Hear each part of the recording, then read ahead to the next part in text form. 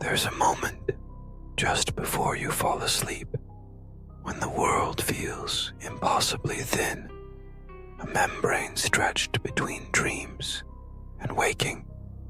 That was the moment Julia's voice broke through, trembling in the dark. I saw it, behind you. Her finger pointed, hand shaking. But when I turned, there was nothing. Only my own shadow stretched long by the hallway light, just as it had always been. But something gnawed at me, the way Julia's eyes never met mine again, the way she kept glancing over my shoulder. She left early that night, saying the apartment felt crowded. I laughed it off, but her fear lingered, like a cold breath on the back of my neck. Later, alone, I caught my reflection in the bathroom mirror. The glass was fogged, but I could see enough. My body moved, brushing teeth, combing hair. But there, subtle, a heartbeat out of sync, my reflection seemed to move before I did, muscles tensing an instant ahead, mouth forming shapes before I decided what to say. I blinked, and the image blinked first. I tried to rationalize, to dismiss it as fatigue, stress, a trick of the eye. But the sense of unease only grew. Shadows seemed to cling to corners, darker and more substantial than before, never quite where they should be. The lights flickered, and each time they did, the room felt subtly rearranged, as if something had shifted the pieces of my life by fractions of an inch. The next night, unable to shake the feeling, I set up cameras throughout the apartment. 3 in the living room, 1 in the hallway, another facing the old mirror that hung by the front door. I left them running, determined to catch whatever Julia thought she'd seen. At 3:07 a.m., I woke with a jolt. The air felt thick, heavy with anticipation. I padded to the living room, careful not to disturb the cameras. I stood still, letting the silence settle around me. The seconds ticked by, nothing but the quiet hum of the refrigerator, the distant rumble of late-night traffic. In the morning, I reviewed the footage with tired eyes. At first, everything looked normal, until the timestamp hit 3:07. There, on the grainy screen, I watched myself standing motionless, but my shadow, projected by the lamp behind me, twisted. It turned away from my body, pivoting toward the darkened hallway. For a second, it seemed to glance back at me, its featureless face stretching into something almost human. My hand shook as I paused the video. I replayed it over and over, searching for an explanation. A trick of the light, maybe, or a glitch in the camera.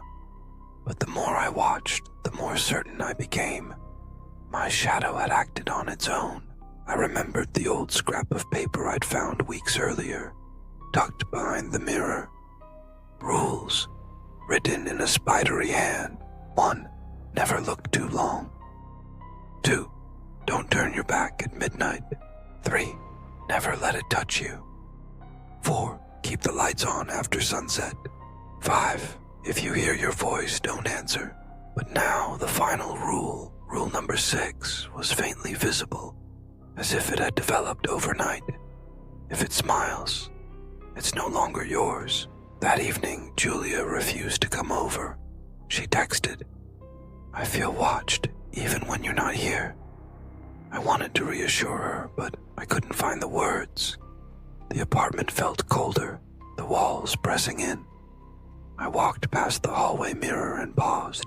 2 shadows stretched behind me, side by side, even though I stood alone. Sleep became impossible. Every time I closed my eyes, I felt something shift in the darkness. Sometimes I'd hear footsteps echoing mine, a half beat ahead.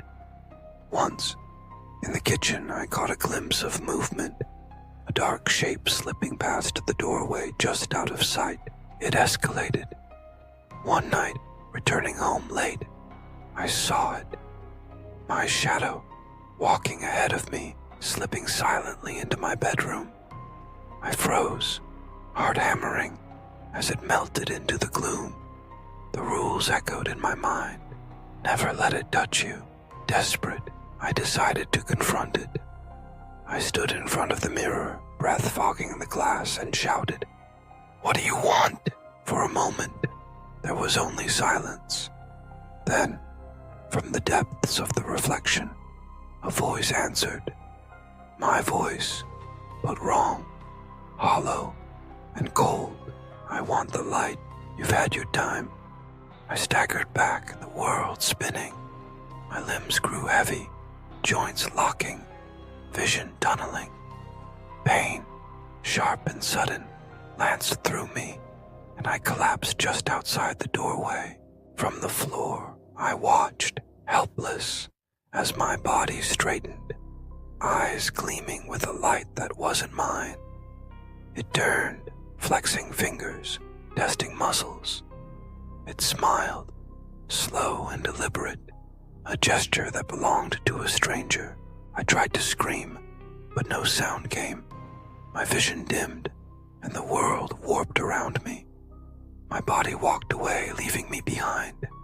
A thin, wavering shadow cast on the wall. Now I watch from the hallway, insubstantial and silent. I follow it from room to room, unable to speak, unable to touch. It moves through my life with eerie precision, mimicking my habits, perfecting my smile. Julia comes back, drawn by the familiar face, but even she senses the difference. Still, she stays, believing in the illusion. Sometimes, when the lights are low, I catch my reflection in the glass. My shadow, now untethered, flickers and dances, forever out of step. I am trapped here, an echo, watching as the thing that took my place lives my life, wears my face, and smiles at Julia. Time passes. Days blur together. I try to warn her to reach out, but my voice is lost, swallowed by the darkness. All I can do is watch. Eventually, the apartment changes hands. My captor moves on, and a new resident arrives. Boxes are stacked in the hallway, laughter echoing through empty rooms.